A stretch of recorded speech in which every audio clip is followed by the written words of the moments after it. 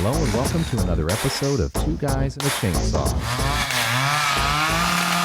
I'm Todd. And I'm Craig. Well, we're in the Halloween month here. We're doing Halloween movies this month. And also, it turns out that a very well-known character actor who's been quite prolific in horror recently has passed away.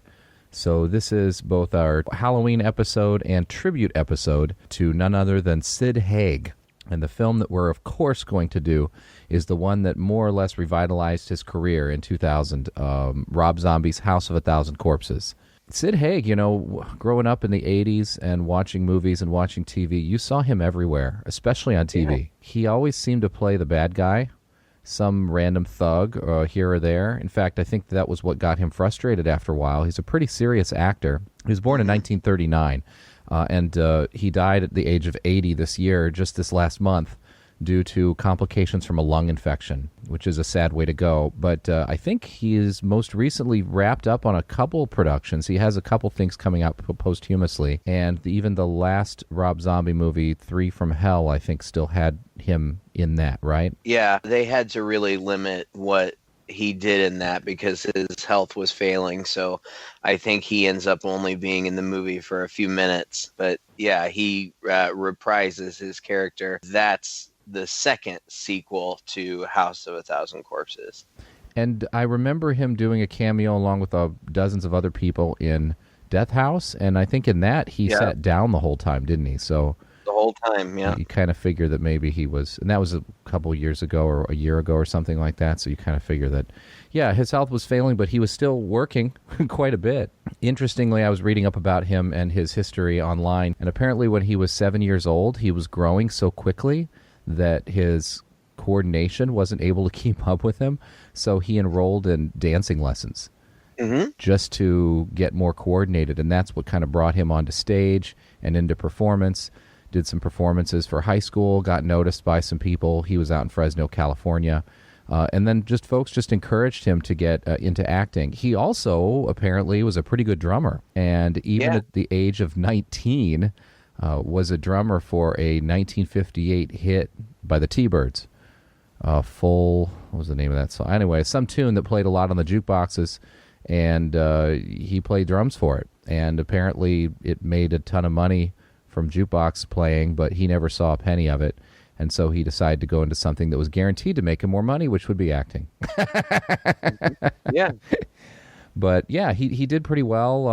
I'd say in the 60s and 70s, mostly in the 70s, he starred in a lot of blaxploitation films. Yeah. Not starred, but he usually had supporting roles, but he teamed up a lot with Pam Grier.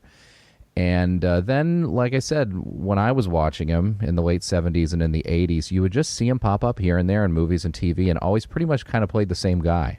Yeah. He was never really a major character. He was always a heavy, and I think that's what frustrated him the most, was that he was just getting cast as the same guy with a different suit on, is basically what he said. And so he retired from acting in like 1990, I think he said 1992 or something. He decided, I'm not going to act anymore. And then Quentin Tarantino wanted to tap him for Pulp Fiction, actually had him in mind for Marcellus Wallace, and he turned that down and wished he hadn't. I think he was 55 at that time. And then Tarantino cast him again in Jackie Brown, and he played a judge in there with Pam Grier as the star there. So the two of them kind of teamed up again for the first time in a long time. And then I think it was this movie, really, that gave him a second life, I guess. His character, Captain Spaulding, in this movie is big with horror fans and people who know this movie, and he started, obviously there have been 2 sequels to it. He started getting cast in other films. We've done several recent films with him in it. Bone Tomahawk. Death House. This one. Galaxy of Terror. It's not recent, but he was in that. Yeah, I remember he was in that, and he didn't... He didn't talk. Yeah, because he said the dialogue was terrible. The dialogue was so stupid, yeah.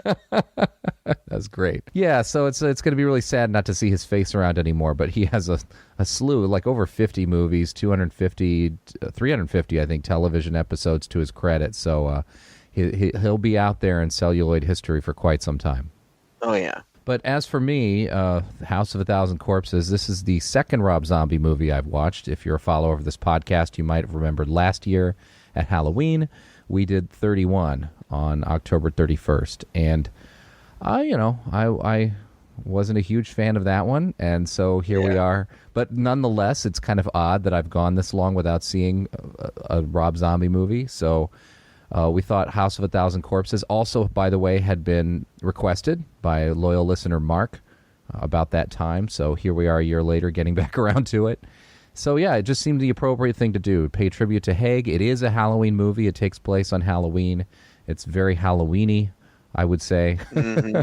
And so here's to Sid Haig. My first time watching the movie, but I'm sure you've seen this before, right, Craig? Yeah, I don't remember when the first time I saw it was. I remember I was looking forward to seeing it just based on the trailers. It looked fun and gory and interesting and different. I know I didn't see it in the theater. I saw it on home video, I'm pretty sure. And, before we decided to do it this week, I remembered the story basically, but I just kind of vaguely remembered liking it. I did not, however, think that you would like it because I remembered it being, really violent, and I remembered it being kind of mean-spirited. Now, watching it again this time around, I actually really liked it. Oh, yeah? I mean, I think it's, I don't know, it's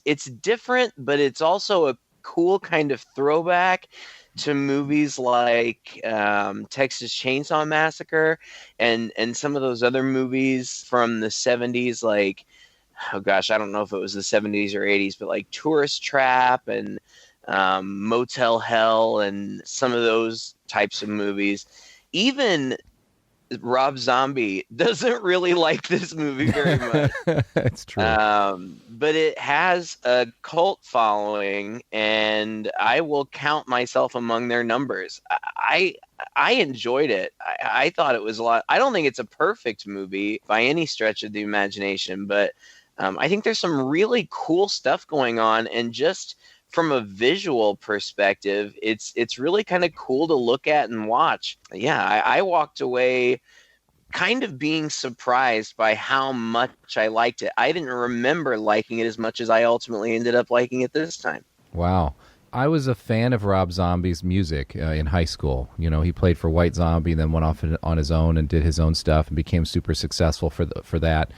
And watching this movie reminded me of watching one of his music videos. It even uses a lot of the same stuff. Like, he loves to go into like negative and like change the colors around a little bit and like make things look like old video and instead of film. And there was so much of that in this movie that at times it felt a little pretentious, like he's trying a little too hard. But at other times too, I felt like it really interrupted the tone, like the flow of the movie. All right. Well, first of all, you said you thought it was mean. You had remembered it as being mean-spirited, and now I think what you're saying, watching it, is again, you don't feel that way anymore. I don't feel like it was mean-spirited at all watching it. Maybe because we've seen so much since then that has been just totally mean-spirited, and I don't like those kind of movies where there's just torture porn, kind of stuff. This movie isn't really that, because it's got so much crap thrown in there that it's really not anything. I kind of think like my real problem with the movie is like it's not scary. There are moments of tension, but they're really few and far between. And then whenever anything kind of builds, it gets broken up by this weird stuff that he does with the camera, like the stylistic stuff of going back to this like grainy footage just kind of zoomed in and cutting around, and you're not sure what you're seeing, but it's like snippets of something gory and, long desert roads with a person walking down it and close-ups on tombstones and things like that. And so it just kind of always reminds you're watching a movie. And you know what I mean? Or music video. I mean, really, it's like it pops out to a music video every 15 minutes. And so that was one of the problems I kind of had with the movie, is I just couldn't get into the horror. Like I couldn't. I didn't find it full of tension or scares. In that way, it reminded me a lot of Texas Chainsaw Massacre 2, which this is almost like a remake of that movie almost. I mean, it's almost the same kind of thing. Similar. I mean, there's so many throwbacks to it, right? It's all about this wacky family that lives out in the desert. People get roped in, and then they get roped up and tortured around for a while, and they have to kind of run away. In the meantime, this family is just wackier and wackier, and the scenery and atmosphere is like would require way too much effort for this group of hillbilly slackers out in the middle of nowhere. So many candles to light, so many things to put together, traps and stuff. It does. It definitely has a music video aesthetic. Critics didn't like it, and they didn't like all of those intercut scenes. I read all of that going into it, and reading all of it, I was like, yeah, that's pretty stupid. And then I was watching it, and it just didn't bother me. It just felt like that was the aesthetic it was going for, and I was okay with it. I think that what I liked about it, you're right. It reminds me a lot of Texas Chainsaw Massacre as far as plot is concerned, but it does kind of stylistically have more in common with Texas Chainsaw Massacre too, because there's kind of this dark comedy underlying it. Mm-hmm. And of course, Bill Moseley. Bill Moseley, exactly, playing somewhat similar characters in both. I think that what I ended up liking about it was the performances of the characters, and they are so over the top, like ridiculously over the top, but it just worked for me. Like, if you're gonna do crazy backwoods isn't the right word, but I can't come up with a better one. Crazy backwoods family.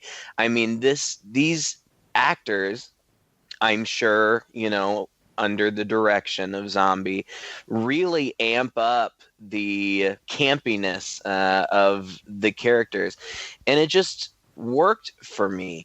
The premise is basically you've got this group of kids, of course you do, who else is it going to be? These two young couples who are touring the country visiting like roadside attractions and oddities. They pull over at a gas station out of necessity, but it just happens to be Captain Spaulding's Museum of Monsters and Madmen, which is run by Sid Haig's character, Captain Spaulding, who is in clown makeup, but who is just this crass, crazy, I don't even know how to describe him. Like, I find him intimidating and scary, and tons of swearing and crass sexual innuendo. And it ain't worth nothing. My name's all over it. I was fixing to trade it to Jackie Cobb. That retard that hangs out at Molly's fruit stand? Yeah. For the life of me, I cannot understand why you hang out with that asshole. He's one horny retard. Well, ain't they all? All they want to do is eat and fuck. Well, if you know him, you might understand his urges. Worse than a rabbit-ass baboon. Sid Haig, I think that part of his success just comes from the fact that he has this really interesting look. He kind of looks like a thug, but at the same time, like, he's got these great big eyes that he can totally do the crazy eyes with. But not even just crazy eyes. Like, he opens his eyes so wide that his gaze is just kind of nightmarish. Like, yeah. I would not want to bump into this guy anywhere. True. Especially in clown makeup. Yeah, especially in clown makeup. And it's Halloween. It's October 30th. It's the 70s. And the first thing we see is that there's an attempted robbery at the store, but Sid Haig, and there's funny dialogue with him and this other character called Stucky, who's played by Michael J. Pollard, who I recognize, but I had to look up. I remembered him from Scrooged. He plays an endearing homeless character in Scrooged, but totally different here. You miserable motherfucker. I ought to jump over this counter and bash your fucking balls in. All right, Tippy. Hand over the cash box, and I might leave your brains inside your skull. Well, I'll tell you what, Ski King. Why don't you just take your mama home some chicken, and then I won't have to stuff my boot all up in your ass. It's so R-rated. There's no getting around it. In fact, the movie was in development hell for like 3 years. It was filmed in 2000, but it wasn't released until 2003 because Universal laid down the money for it. But when it was done, they were so afraid that it was going to get an NC-17 rating that they just dropped it. Then Zombie almost sold it to another studio, but it got shelved again. And all of his friends told him, you know what, just forget it. Just let it go. Just scrap it. But he wasn't willing to. And eventually Lionsgate released it. I think that it ended up being cut pretty heavily. There was supposedly all this lost footage that was going to get released, but it never has been. And who knows if it ever will be. But just F-bombs all over the place. I'm gonna count to 10, and you're gonna hand over all the cash, or I'm gonna splatter your grease paint mug across the state line. 1, Fuck your mama! 2, Fuck your sister! What are we gonna do? Hey, I know you. You work at the hardware store, right? Richard Wick, right? Shut your trap! quiet down, both of you. 3, Fuck your grandma! And then somebody, like Sid Haig's friend who works with them busts in and just blows away one of the guys, and Sid Haig pulls out this huge revolver and shoots the other guy in the head and says, but most of all, fuck you. And that's just the tone of the movie throughout. Then these 4 kids, the 4 kids, I don't know, they're supposed to be in their 20s, I guess, show up. Bill is played by Rainn Wilson, which I totally forgot. Rainn Wilson of The Office fame, but has done bazillions of other things too. And Jerry is played by Chris Hardwick, which I don't know him all that well, except for I know that he does The Talking Dead, which is like the recap episode for The Walking Dead. And then there's Mary, played by Jennifer Jostin, and Denise, played by Aaron Daniels, and they're 2 couples.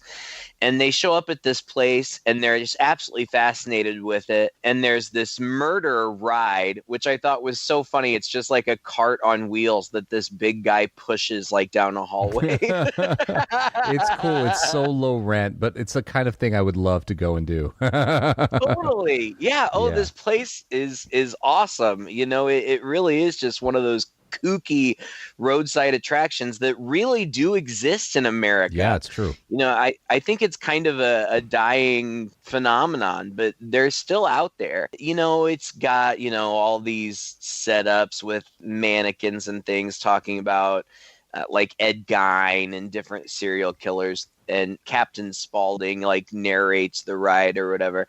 But I think the last display is of a local legend of this guy called Dr. Satan. And pause for a moment while you hear my eyes roll at that. Oh, I think it's hilarious. Okay. Oh, I love it. I love it. And so, the guys who seem to be the ones who are really into this, just think this is the coolest thing ever. And supposedly Dr. Satan, did all these like crazy experiments on people and stuff and was totally sadistic. Vigilante justice prevailed. They took his ass out and hung him. And that infamous hanging tree is no more than a stone's throw away from where y'all's ass is now seated. The next day, his body was found to be missing. Until today, no trace of Dr. Satan has ever been discovered. And so the guys are like, oh, we totally have to see this. So he draws them a map to find the tree, and they head there, and that's when they run into trouble. Sherry Moon Zombie. Yeah. Absolutely gorgeous Sherry Moon Zombie out by the side of the road. She's stunningly beautiful. I've never seen her in anything except in a Rob Zombie movie. And I think she's in all of his movies. And she is just beautiful, like sexy. I do not think she's a good actress. No. But of all the things that I've seen her in, I think that this is her best role. For whatever reason, I don't know. Maybe it's the most like her. I don't know. But I think that she's good in this part. Well, maybe because all she kind of had to do was smile and wink and kind of act charming. It wasn't like a very deep character. It was very cartoonish. I remember seeing her in 31 and just, oh my God, you're right. The acting was horrible. But yeah, you're right. She played it off in this. She plays Michael Myers' mom in Rob Zombie's two Halloween films. Forgot about that. And so it's supposed to be, she's supposed to be playing this serious, sympathetic character, and she just cannot pull it off. I don't want Rob Zombie or Sherry Moon coming for me, because that would scare me. but in this movie, I think she does a good job, and it is cartoonish. She talks in this, Yeah. super high voice, and she's very giggly and playful, and it just works. And so they pick her up. It's raining out. She's hitchhiking. They pick her up, and she just wants a ride home. She's like, I just live a couple miles down the road. And they say, well, do you know about this tree? And she's like, oh yeah, I can totally show you that. It's right by our house. And we see, it's not like it's a mystery, we see somebody shoot out their tire. She and Bill, Rainn Wilson, go up to the house because she says, my brother has a tow truck. He'll take care of you. And so they go up to the house, and the house is nutty. But I guess one could say, well, it's just decorated up for Halloween, and these people are serious about Halloween. But it's crazy with lights and all kinds of creepy stuff all over the place. It's so Texas Chainsaw Massacre. I mean, in one end, it's lights and things done crazy. Up in places, which is a lot like the second one where they have that underground lair. You remember with all the tunnels and all that random crap everywhere. But then other parts of it are like constructed things made of bones and piles of shoes on the floor, and also shoes that are hanging from strings for no apparent reason. That's sort of like the first one. It's just a mismatch of stuff that came before, to be completely honest. I mean, and that's kind of how I feel about this movie in a way of watching it. I mean, it's fun. Don't get me wrong. It's fun. And as a Halloween movie, it's quite nice because it does seem to be just nothing but throwbacks, like pieced together of throwbacks to other movies boldly. You know what I mean? Mm-hmm. I mean, there's even a scene with them sitting down having dinner with the family. Once everybody else gets there, once the guy goes and tows their car there and everybody's there, what do you know? There's a long table and a bunch of candles on it, and pretty soon here comes Grandpa. Here comes the weird guy named Tiny, who doesn't talk but is kind of tall and disfigured, and sits down. And then the mom, Karen, played by Karen Black, who was great in this, actually, quite good in this role. I think she's fantastic. And we saw her in Burnt Offerings. Invaders from Mars. She was the mom, right? Yes, that's right. I really like her, and she just gets to ham it up in this movie, and she does so well. And like, she's wearing like lingerie is not really the right word, but like satiny shorts and tops and things. And I thought that she and Sherry Moon did a really believable job of being mother and daughter. Yes. Like, they're so similar in their characters. And I think she's great. Sadly, there was a salary dispute for the sequel, and she bowed out, and they recast her.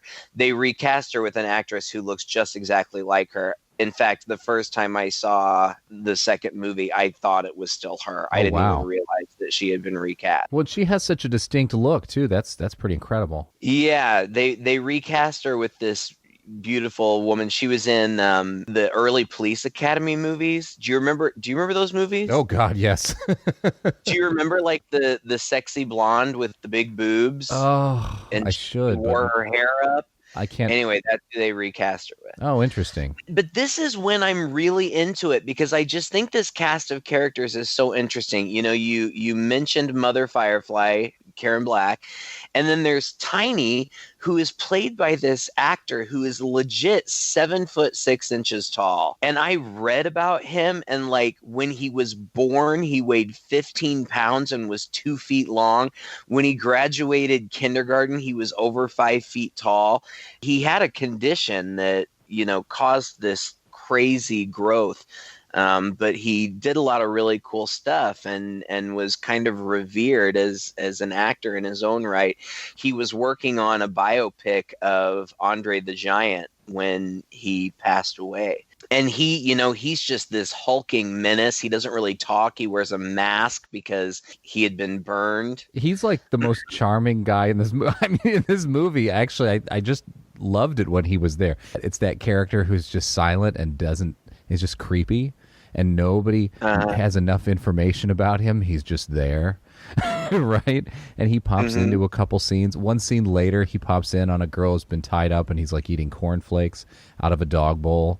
Offers her some with his name on it. Yeah. It's so crazy. And then, like, I mean, I'm jumping ahead, but like she's tied up and she's one of the girls, this is what happens eventually. And she's like, oh, please let me go. Please let me go. And he just leans over and unties whatever things and goes back to eating his cornflakes. And I was like, that's interesting. And of course she runs up the stairs and immediately gets cornered again by Bill Moseley, who brings her back down and throws her into a cage, and then looks over at him, and he looks at him and he just sort of shrugs his shoulders. Like, what are you going to do? Right.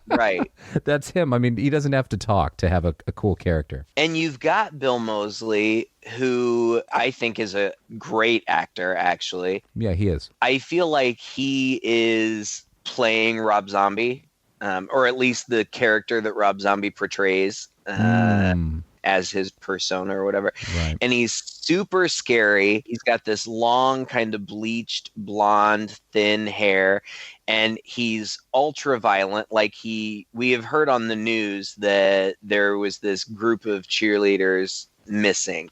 Well, he's got them tied up in his bedroom upstairs. Some of them are dead, and he's tormenting the other ones, and Baby torments them at some point. And he's kind of ranting on almost incoherent stuff, like he's totally unhinged. How could I, being born of such conventional stock, a rival leader of the rebellion, an escapist from a conformist world destined to find happiness only in that which cannot be explained? I brought you here for a reason, but unfortunately, you and your sentimental minds are doing me no good. My brain is frozen, locked. I have to break free from this culture of mechanical reproductions and the thick incrustations dying on the surface. And I think I read that Rob Zombie took some of that dialogue from tapes of the Manson family.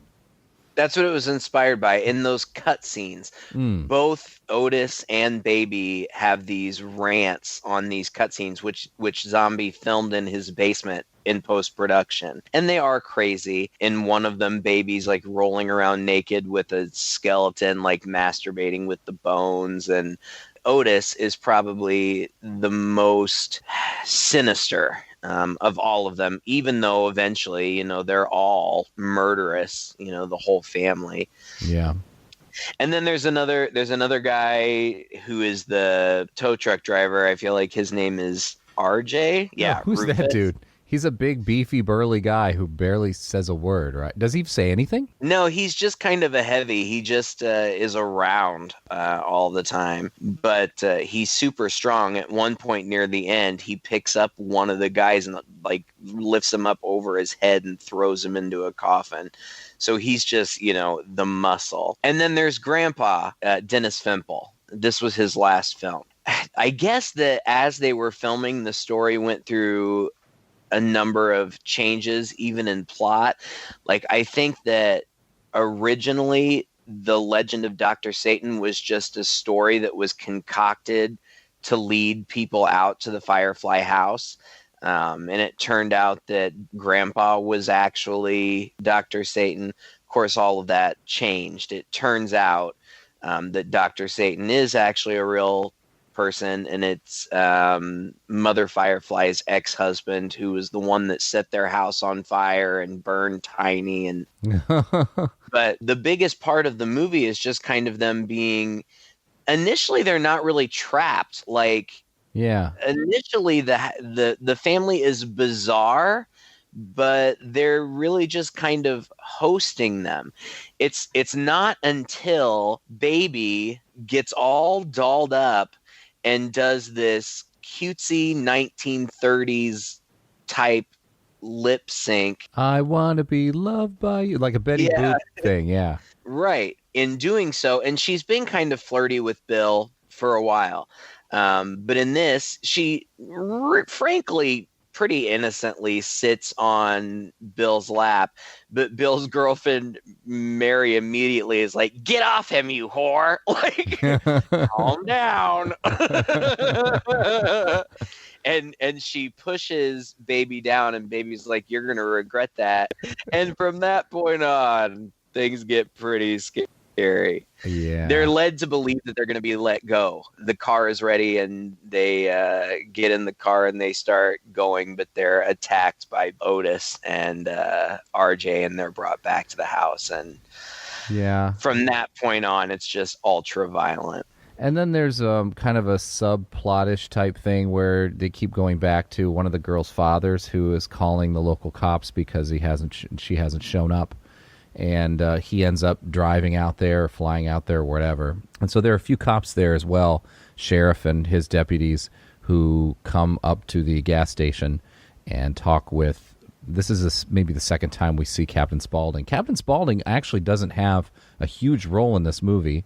I mean, his character's pretty large. And he gets top billing, I think. Yeah, I guess you're right. He does, doesn't he? Well, it's interesting. I mean, in a movie full of recognizable actors, which is an accomplishment in and of itself, it's interesting that he gets the top billing. But anyway, yeah, they come back out and they talk with him. It's interesting at that point because you kind of wonder where he fits into all of this, right? Is he even connected to this family?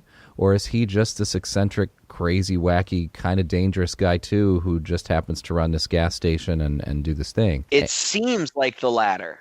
Yeah. To me, it did at least. It did. Seemed like he was not connected to them in any way. He was just a whack job, too.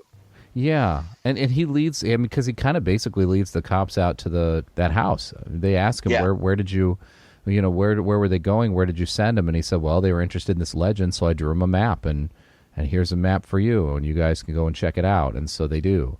I think that from here, it's kind of just a montage of random things. It's just the family being crazy, and each of these characters suddenly tied up or something. You don't really see how they get there. You don't really see much of them running away or getting grabbed or whatever. It's just suddenly, oh, this girl's tied up to a bed, and there's a scene with her. And, oh, now this guy's tied to a chair, and Baby is cutting his hair off and eventually scalps him and whatnot. And then you don't see him again until he's a body later. And Rainn Wilson's character gets the most interesting treatment. He's made into like a half fish, half man kind of roadside attraction thing, kind of like Fish Boy, kind of like they had seen the Alligator Boy when they were out at right. And that's when I thought, oh well, maybe there is some kind of connection. Maybe they're making these roadside attractions for him. And again, it's not really explained, like why that was done to him, why any of these things are done to any of them, and it's just I'm sorry, but it's just like a completely random scenes of just random craziness that this family gets engaged in, and it's just like they're playing with these people. Also, you barely see these 4 or 5 kids. I mean, except when they're initially there, and then when they're kind of like tied up and screaming, like you don't really get to know them. You don't really care much about them. True. There's really nothing there. It's really, most of the movie focuses on this wacky, crazy family and their characters. Much more interested in that than in the plight of these kids, which is another reason why there was just this huge disconnect for me. It was hard for me to get scared because there weren't really any scenes of suspense, to be honest. There were a couple. That was about it. It just seemed to me like, again, like I said, perfect Halloween movie. It's like going through a haunted house, right? Yeah. They never make sense. It's just one scary scene after another that's just piled on top of each other, and then a guy with a chainsaw chases you through the whole thing. Yeah. Well, I mean, I think for me that I don't know. I mean, it's not like I was huddled under a blanket scared or anything, but that randomness, that unpredictability, if I'm willing to kind of try to put myself in these young people's shoes, like, first of all, what the fuck is happening? And secondly, why is this happening to me? Like, it's so random. Like, when Mary wakes up and she's all tied up, and Otis comes in and is talking to her, and she's just saying, "Where's Bill? Please, where is he? Is he okay?" And then he just unveils him. And it's so, I couldn't even tell if it was totally just a sculpture or if Rainn Wilson was actually in there somewhere. Like it looked a little bit plasticky, but it's nightmarish. I mean, he's been turned into this macabre art installation. And here you've got this crazy guy just laughing, and I don't know. I thought it was pretty spooky, but you're right. A lot of it just kind of relies on, they're crazy, Yeah. And it's you're right. Then there's that side story where eventually, the dad gets there and the cops, and they head out towards that tree. But they find the kid's car, and it's all bashed up or whatever. And they find one of the cheerleaders dead and carved up in the trunk. So they know something's going on. This part is just stupid too, because then these two cops with a civilian, Mary's dad in tow, just decide that they're going to go over there and check it out. Like, wouldn't the dead body in the trunk maybe make you think that you might want to call in some backup? Mm-hmm. Yep. It's always the way, though. Right. Well, they go out there, and it's almost cute. Like, it's almost charming in a way. Like, Mother Firefly just runs upstairs to Otis. She's like, "There's police outside." And Otis is like, "God damn it. All right, well, you go down and play nice. I'm going to run around the back." Like, it's just it's silly, but it was funny to me. And so Mother Firefly's being all like flirtatious with this one cop. Meanwhile, the other douchebag cop and the dad are looking around in the back. And ultimately what happens is the guys in the back find the dead cheerleaders, right? Like a bunch of them, like all strung up. And so they get the cop gets on his walkie-talkie and is like, "Oh my gosh, there's a bunch of bodies." And so Mother Firefly, of course, hears this and just pulls out her huge revolver and blows the other cop away. Then Otis shows up and kills Mary's dad. And then there was, I thought this scene was so weird. He pulls the gun on the cop, and I think the cop falls to his knees, right? Yeah. Like he's begging. And they have this whole scene of dialogue that is completely silent. Yeah. We hear nothing. There's nothing. There's no score in the background. It's like you put the TV on mute, and then it pulls back to this long shot with Otis just holding the gun on this cop. And it holds there for at least a good 30 seconds. It feels so long. It just stylistically felt so different than the rest of the movie. I didn't know what to make of it. It was weird. It was maybe also the most suspenseful thing too, because you're staring at it and you're like, what's going on? What's going to happen? You're wondering if he's going to shoot him. And you're just staring and waiting for it and waiting for it and waiting for it and waiting for it to happen. And I'm going, what is going on here? Like, I went to check did things lock up or something on my computer or whatnot? But yeah, no, it's just an interesting choice, in a movie that's otherwise really spastic, and quick cuts and intercuts here and there. There's this really long scene at this tension-filled moment. I don't know. But then again, I never thought for a second, like, that was going to end well for the cops, so. Oh, no. I don't know. It seemed kind of out of place to me, but at the same time, I was intrigued by it. Like, this is so weird. Well, it's like a lot of the movie is kind of what I was saying. I mean, it's intriguing. It's like I said, it's kind of all over the place, and stylistically, he's got a certain thing he's doing, but it is just more strange than effective. I don't know. I mean, it has an effect. I mean, obviously, this scene we were glued to the screen, And in those, kind of weird intercuts with like everything's in negative and different weird purple colors, and it looks like a music video and all that. I mean, they had an effect, but it just didn't seem to fit the movie. It felt like we're cutting away to something else and then coming back to the story. You know what I mean? I don't know. That's how I felt. I know what you mean. I'm just going to have to kind of respectfully disagree because I thought that it was in keeping with the style. Well, when you do it enough times, it becomes a style, right? Right. Yeah, no, and I get what you're saying. It is very much like a music video. If that's not your vibe, then I get it. Was 31 that way too? His sequels to this, is that just kind of what he does, or is it unique to this movie? I don't know. I think that it's fairly unique to this. I don't remember any like cutaway shots or anything like that in 31. Neither one of us enjoyed that movie very much. The first sequel to this movie is called The Devil's Rejects, and critically and from a fan perspective, The Devil's Rejects is pretty much considered Zombies like magnum opus. Like, people go on and on and on about how great that movie is. I have a friend, hi Alexis, who like that's her favorite movie of all time. I've seen it. I've probably seen it a couple of times.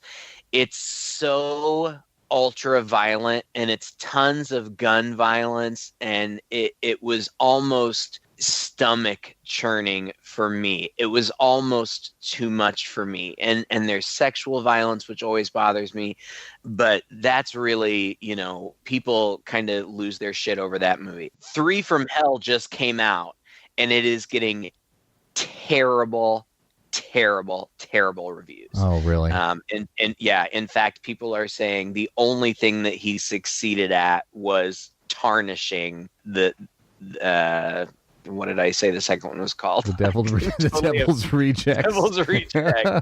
Yeah. That's what I've read. The only thing that it does is tarnish the legacy of that movie. Well, of course, I haven't seen it, so I can't say, but it's getting awful reviews. Well, that's kind of what I expected from this movie. I expected this movie to be this like gore fest, this ultra violent thing, and I mean, I guess it is, but it didn't feel like it when I was watching it. I don't know. Maybe because a lot of what was gory and bloody was cut around, or was a lot of quick cuts and I mean, there's shocking things in here, but I feel like I've just seen, and maybe since this movie came out, it's just people have upped the ante a bit, but I just feel like I've seen much, much worse than this movie.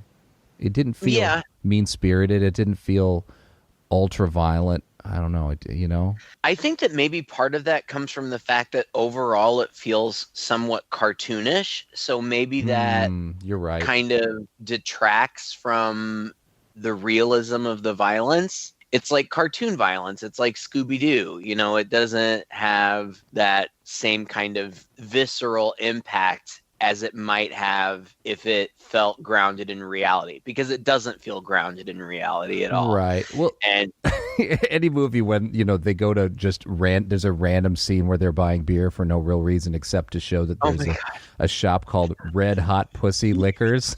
Yes.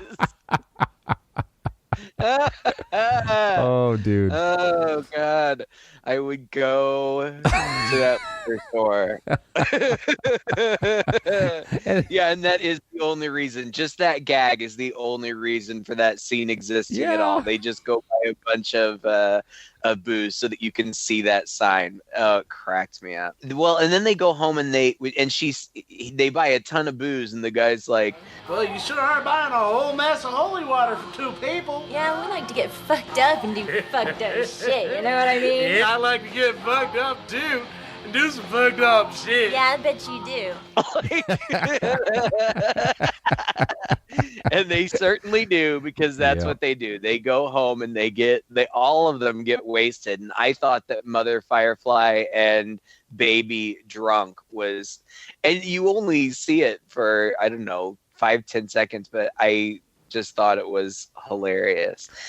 And that leads into the climax where it's Halloween night. They dress up the remaining victims, the 2 girls and the 1 remaining guy. They dress them up in these rabbit suits, which I just thought was kind of clever because then they kind of hunt them later. I guess so.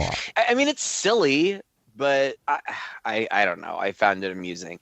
And they lead them, across this field in the middle of the night in just the moonlight. And I just thought, it looked great. It looked like Halloween. And they lead them, I guess, I don't know where this is, somewhere on their property.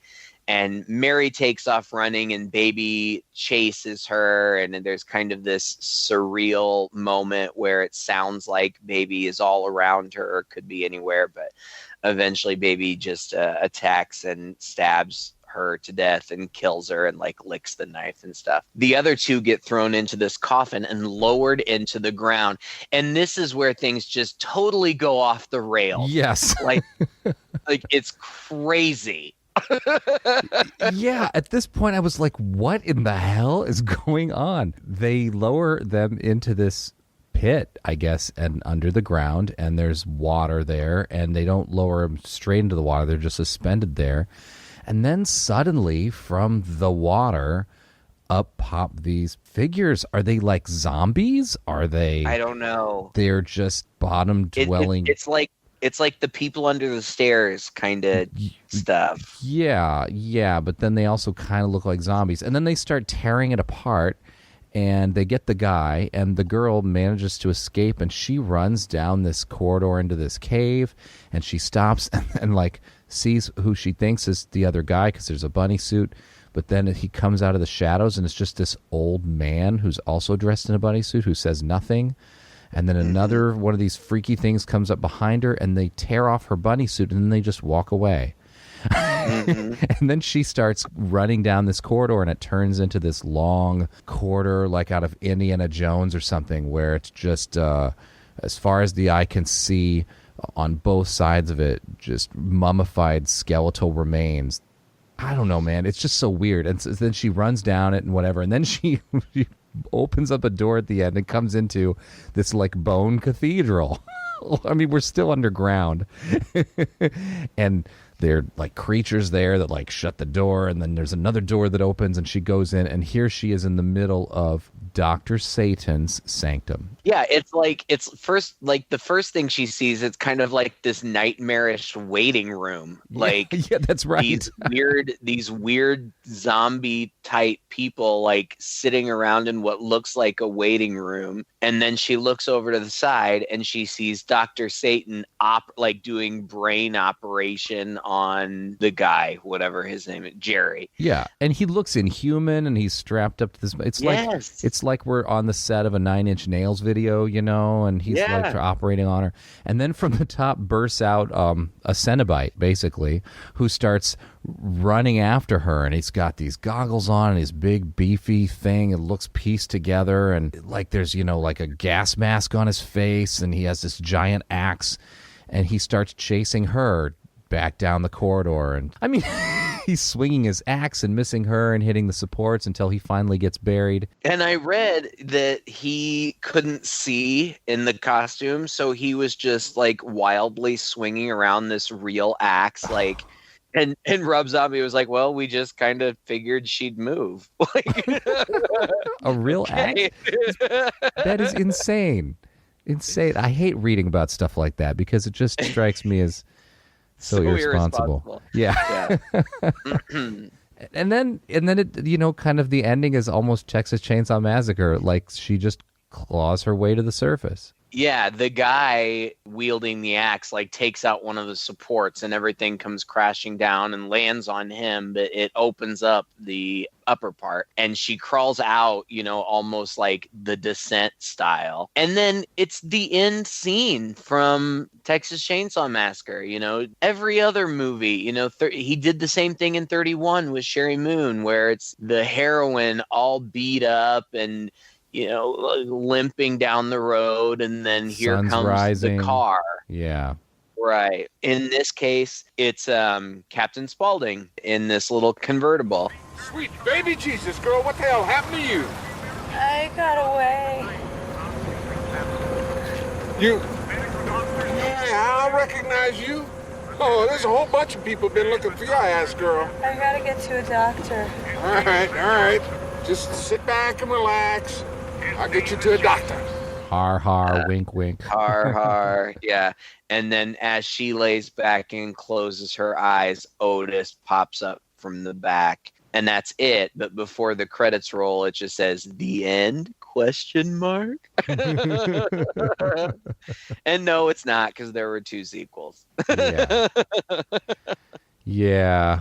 If it wasn't for that last 20 minutes, man, it just takes a strange left turn and just keeps turning left. It's wacky. It's so crazy. Yeah, it starts to be about this weird family, and then that they do all these weird things for fun, and then there's this whole underground subterranean labyrinth of bodies and strange creatures, populated by apparently at least dozens of people. Like, what? Out in the middle of the desert. Just under the surface, by the way. I mean, under the surface that as you're running down this corridor, light is streaming through the boards or whatever that are holding up the corridor that you're running through. I don't know, man. I mean, the movie's just all over the place. I think I have to side with the critics who said that this movie was all over the place. I mean, what more can I say?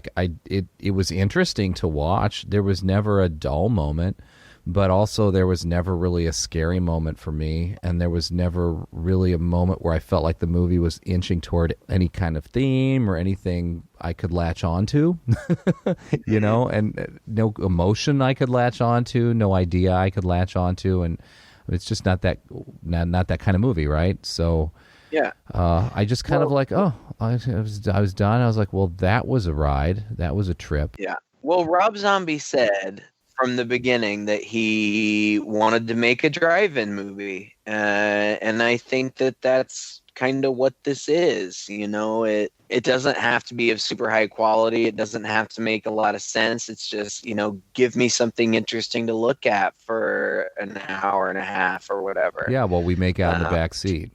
Right. Not you and me, but just like people. I was looking for the joke. I'm like, I know it's there. Where is it? Come on.